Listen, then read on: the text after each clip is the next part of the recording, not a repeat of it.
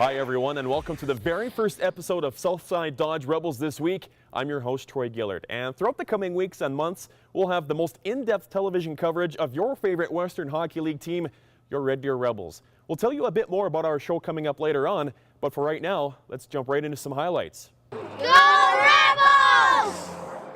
A little tailgating to start off the 2011-2012 season for the Red Deer Rebels. Fans were treated to face painting and some barbecue before the home opener at the NMAC Centrium this past Friday night versus the reigning WHL champion Kootenay Ice. Just over 3 minutes into the first period, Alex Petrovic fires a point shot. Rebound comes right to Matthew Dumba. He makes no mistake, scoring the Rebels' first goal of the season. The Rebs lead 1-0. A few minutes later, Colton Mayer comes across the blue line and is drilled by Kootenay's Jeff Hubick. Justin Weller takes exception and the two go toe-to-toe. Weller ends up with an instigator penalty and a 10-minute misconduct for his efforts. To the second period now, we're just over 1 minute in. Captain Adam Kambeitz charges to the net and eventually puts home the loose puck, buries his own rebound. He makes it 2-0 Rebels. Adam Kambeitz just back from camp with the Phoenix Coyotes, scoring a big goal for his junior club.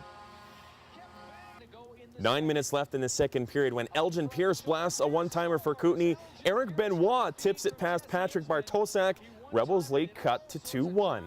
Kootenay pushes again as Adam Rossignol works the give and go with Brock Montgomery. Rossignol can't put it into the wide open net. The score remains 2-1 Rebels. But then the Rebels get into some penalty trouble with Cowan and Borrego both in the penalty box. Kootenay takes advantage after a near miss by Dylan McKinley. Kootenay does tie it up at 2-2 thanks to Joey Leach.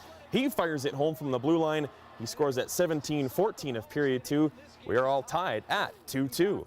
To the third period where some good work behind the Kootenay net leads to a scoring chance. Colton Mayer over to Tyson Ness. He can't bury it. It remains tied at 2. Then Alex Petrovic gets a shot. He's stopped by Lewin. Petro gets a second shot, stopped again by Lewin. He gets a third shot. That one's knocked away wide. This game's still tied at 2-2, and we are off to overtime, which solves nothing. So then it's off to the shootout where Jesse Isman comes in. He fires it low past Patrick Bartosak. 1-0 Kootenay in the shootout before John Person comes the other way. Shelves a backhand deke past Lewin. It's 1-1. Sam Reinhart this time freezes Bartosak with the forehand deke. Kootenay regains the advantage, but Matt Dumba liked that move so much he does it the other way. We're all square once again. That sets the stage for Rebels rookie Brooks Maxwell. He comes across the blue line in on Lewin, buries it 5-hole, giving the Rebels a 1-goal lead in the shootout. That means Kootenay's Luke Filt must score to keep this game alive. He comes in, tries to beat Patrick Bartosak, but the Czech goaltender makes the save. The Red Deer Rebels win their home opener 3-2 in a shootout over the reigning WHL champion Kootenay Ice. Rebels head coach and general manager Jesse Walland was pleased with the result, but not the Rebels' overall effort. I thought through the second period we kind of got back on our heels a bit. We quit quit moving our feet. We quit finishing checks. We got a little bit soft, and when you do that, you start turning pucks over. When you start turning pucks over, all of a sudden they start coming at you. And I thought we kind of handed the play to them a little bit in the second period, and they worked hard and had us back on our heels for a bit. I thought we got a little bit better in the third period, and then got into some penalty trouble there, and ultimately. I think the biggest thing I guess to take out of it is I thought we let our foot off the gas after we got up 2-0. That's where we got to develop that killer instinct. That's kind of something that we had through the preseason. Yeah, we got off to a good start, and it's the first game of the season, and we just gotta keep going for 60 minutes, and we took the foot off the pedal, but we just gotta get into the habit of playing a full 60. Next up for the Rebels was a Sunday afternoon game at home versus the Edmonton Oil Kings, who waste no time getting on the board in this one. Just a minute 12 into the first period. Some nice passing gets the puck over to Ashton Sotner. No chance for Bartosak to make the save. 1-0 Oil Kings. Colton Mayer then gets a good shot off on goaltender Laurent Brossoit. Dalton Siwak can't find the rebound. It remains 1-0 Oil Kings. They make it 2-0 at 9:18 with a pretty tic-tac-toe play. Lazowski to Gurnat to TJ Foster. Again, no chance for Bartosak to make that save. The Oil Kings 2, the Rebels no score. A glorious chance for Edmonton to go up 3-0. Rhett Rashinsky speeds in but can't put the puck in an open net as Bartosak sprawls to just get enough of it, keeping the score 2-0. Adam Kambeitz then tries to stuff it short side past Brossoit after a good rush, but he can't.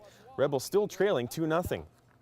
Rebels now on a power play. Alex Petrovic dishes off to John Person, who finds Colton Mayer alone in the slot. He buries it past Brassois. Rebels trail by a margin of 2-1 after the opening 20 minutes of play. However, Edmonton restores their 2-goal lead. Martin Gernat fires a wrist shot from the point, a bit of a floater, but Bartosak can't find it through the screen. The Rebels once again trail by 2 goals, 2:32 into the second period. Oil Kings 3, Rebels 1. Rebels then get some extended power play time. Dalton Seawalk gets stolen not once but twice. Brassois shuts the door to keep it 3-1 Oil Kings.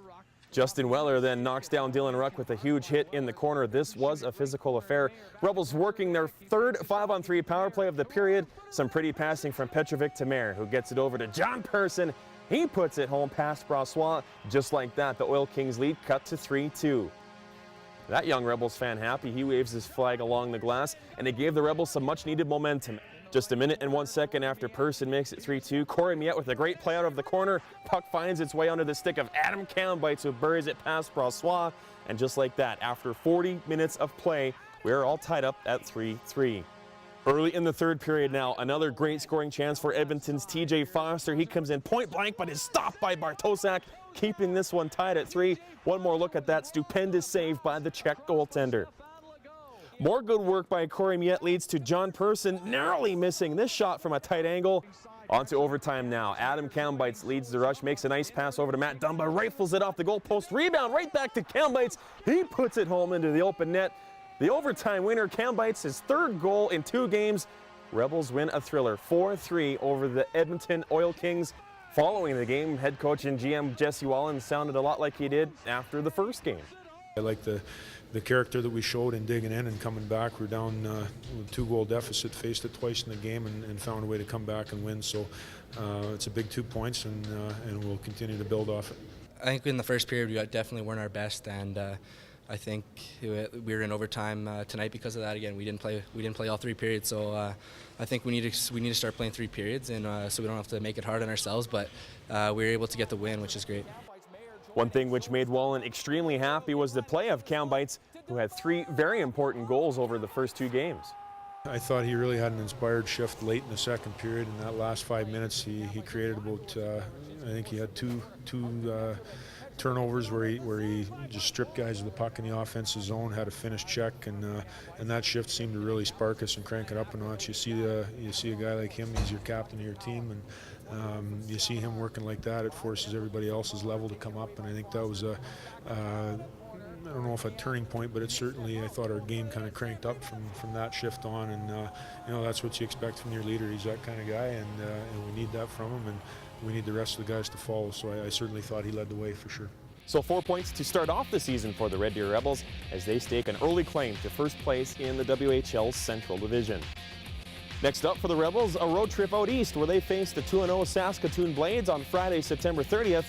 The very next night, they visit the Prince Albert Raiders, who are still searching for their first win of the season. As always, tune into 106.7 The Drive for the live play-by-play action. It was a very impressive weekend for a number of the Rebels players scoring-wise. As you can see, Alex Petrovic with 4 assists in 2 games. The aforementioned Adam Cambites with 3 goals. Also, John Person with 3 points on opening weekend. Dumba and Mayer with 2 each. In all, 9 Red Deer Rebels hitting the score sheet on the opening weekend.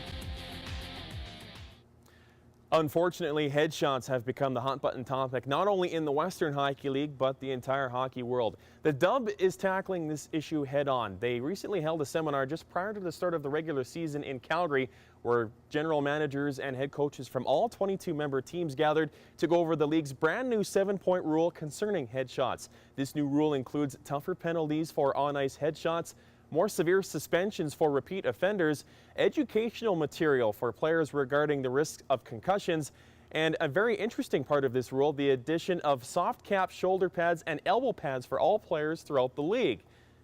The Western Hockey League implemented this rule prior to the start of the preseason, and they've wasted no time in enforcing it. Inside the Moose Jaw zone. Whoa, watch out.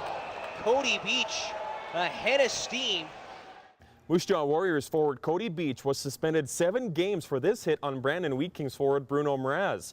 There were 4 suspensions handed out for checking to the head in the preseason, with the longest being 4 games, but this is the first one during regular season play. It's great to see the WHL taking action. Coming up after the break, the Rebels may not have been busy on the ice, but there were plenty of big announcements throughout the offseason. We'll be right back after this.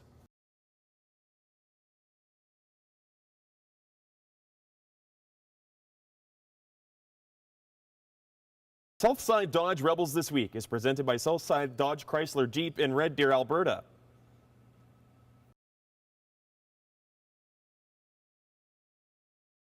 Welcome back to Southside Dodge Rebels This Week. I'm your host, Troy Gillard. While the Rebels players were busy enjoying the offseason for the most part, the Rebels Hockey Club itself was very busy making plans for office expansions and placing a bid to host the 2013 Memorial Cup. Westerner Park announced a $3.5 million expansion to the NMAX Centrium. The renovation includes 14 new skyboxes and 1,000 additional seats, bringing the Centrium's capacity to over 7,000. The hope is this newly expanded Centrium will attract national and international events such as the 2013 Memorial Cup. The Rebels announced back in March they were bidding to host this event. With the expansion of the Centrium being approved, Red Deer is on the final shortlist with the Saskatoon Blades and the Kelowna Rockets. When the building was designed many years ago, they did it with expansion in mind. So that allows the facility to undertake an expansion project and do it in a timeline that's compatible with our season and other events at Westerner Park. When you look around the concourse, the infrastructure is in place with the pilings to do an expansion. When it became apparent to Westerner Park that there was going to be some major events being looked into in Central Alberta, I think they realized that now was the time. And it'll benefit everything from those events to concerts and all the other things that Westerner Park has here.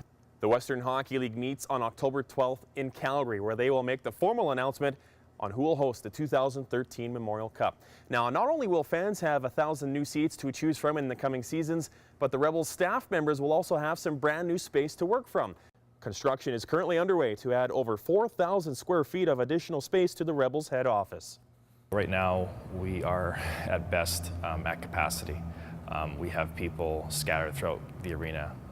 In our current office space, we created above our store, and then our hockey operations is entirely downstairs. So needless to say, we just needed more space. Everything to hold meetings, and basically to serve our fans and our sponsors. So, you know, it's been in the works for a number of years. I think it's one of those items that enhances our bid a bit for the Memorial Cup. It gives us that extra space to do arena operations and event operations. I hope you've enjoyed this very first edition of Southside Dodge Rebels This Week. In the coming weeks and months, we'll have even more in-depth coverage of your favorite Western League team, including player profiles, behind-the-scenes access, and the chance to tweet your favorite Rebels players. It's all right here on Southside Dodge Rebels This Week. Here's some more highlights from this past weekend's action. We'll see you next time.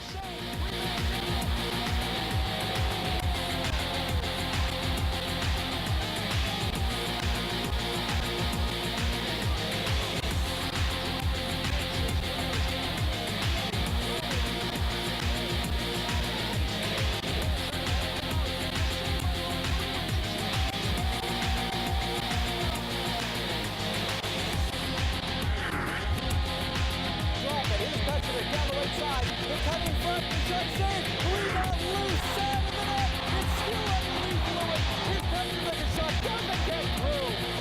Mercy, into the back.